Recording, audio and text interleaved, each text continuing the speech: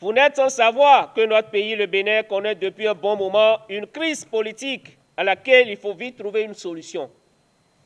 C'est dans cette dynamique que la CJO est née.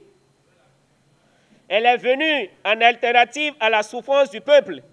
Elle a accepté d'être le guide, le porte-flambeau de la jeunesse de tout un peuple martyrisé. Chers amis de la presse, nous avons accepté notre mission. Venez boucher de vos doigts la jarre trouée, disait le roi Guézo au XVIIe siècle, pour dire aux Dahoméens que nul ne sera de trop pour la construction nationale. C'est l'union qui fait la force, dit-on. Et suite à la marche patriotique de notre camarade Thibaut Ogou, démarrée le dimanche 2 août 2020 à Parakou, et qui vient de prendre fin ce jour, des attaques et autres mauvaises langues estiment qu'il s'agit d'un acte illégal, voire inopportun. Le but de la marche citoyenne de M. Ogou est d'attirer l'attention du chef de l'État sur la nécessité à faire usage de ses prérogatives constitutionnelles pour des élections libres, transparentes, inclusives et de paix dans notre pays. Nous, jeunes de la coalition des jeunes de l'opposition, ne sommes pas partisans de la violence, raison pour laquelle nous avons entrepris plusieurs démarches administratives en prélude à cette initiative. Nous avons envoyé des courriers à différentes institutions pour notifier le danger qui nous guette si on n'ouvre pas la compétition électorale à venir. Ainsi, des institutions de l'État telles que la Cour suprême, la Cour constitutionnelle, l'Assemblée nationale, le médiateur de la République, le ministère de l'Intérieur, l'Amnesty International et la présidente de la République ont reçu des courriers sur ce que nous faisons et ce que nous voulons d'ailleurs. Dans la même logique, des lettres d'audience ont été envoyées à des représentations diplomatiques accréditées près le Bénin, en l'occurrence l'ambassade de la France, celle des USA, de l'Allemagne et de la Fondation Friedrich Ebert. Le principal but est d'expliquer au monde entier le mouvement Carton Rouge qui sera bientôt lancé, et cela est porté bien sûr par la coalition des jeunes de l'opposition.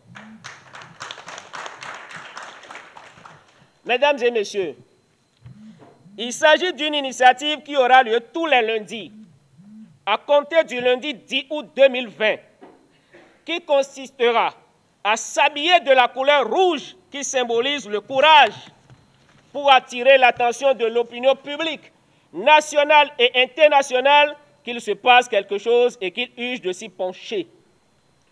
Le mouvement Carton Rouge pour exprimer notre état d'âme que malgré le deuil, la souffrance, la misère généralisée, nous gardons encore le courage. Ce n'est pas un mouvement de constatation, mais un concept. La coalition des jeunes de l'opposition demande une fois encore au chef de l'État de permettre le retour des exilés politiques, la libération des prisonniers et autres détenus d'opinion politique afin de ramener la cohésion nationale. Nous ne serons finis cette déclaration sans rappeler au Père de la Nation, son Excellence, M. Patrice Talon, que la loi sur le parrainage doit être sautée, ainsi que toutes les lois chrysogènes et drones pour permettre une élection présidentielle inclusive. Le mouvement ou le concept Carton Rouge ne serait de trop. C'est notre état d'âme. Malgré le deuil, nous gardons le courage. Un mouvement pacifique,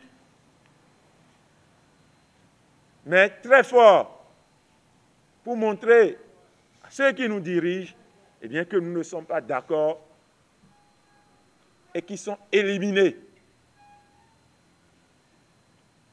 Et tout ceci dans l'objectif qui est la paix dans notre pays, dans l'objectif que le calme revienne. Loin alors d'inciter à une violence gratuite.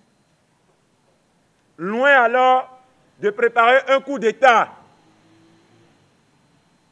ou bien de comploter contre le pouvoir d'État. Je fais cette précision. Nous sommes en train de nous gêner pour montrer à nos aînés qu'ils doivent forcément commencer par cultiver la patience entre eux.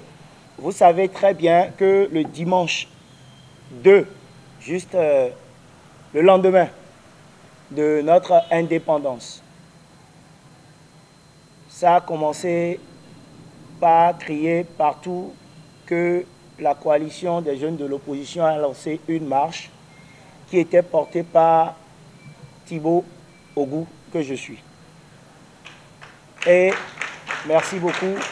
On a initié la marche juste pour qu'il y ait des élections sans incidence, pour qu'il y ait des élections avec la paix qu'on vivait auparavant. La marche a été initiée pour revendiquer, demander des choses qui nous conviennent à notre cher président. Et ces choses, on l'a cité durant tout le trajet, où vous allez entendre parler des retours des exilés politiques, bien sûr, de la libération de nos prisonniers politiques, des libres élections présidentielles.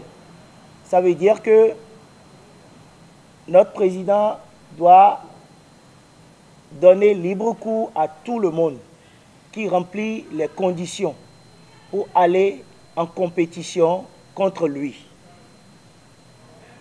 On a parlé de notre fichier électoral qui, déjà à 6 mois, on n'a rien eu comme information sur cela.